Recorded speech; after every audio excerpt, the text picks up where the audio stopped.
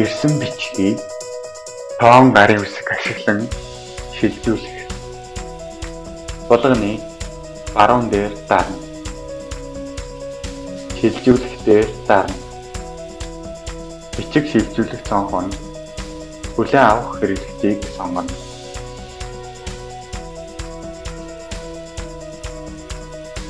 Удирдлагын заалтыг оруулна.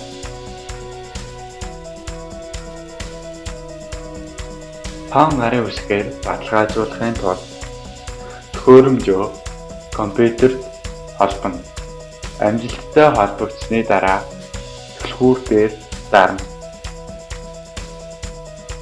E-токен пин кодыг оруулна.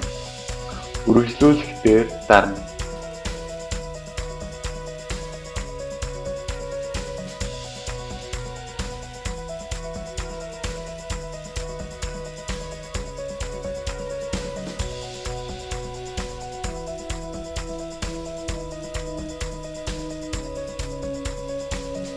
Шилжүүлэх дээр дарна.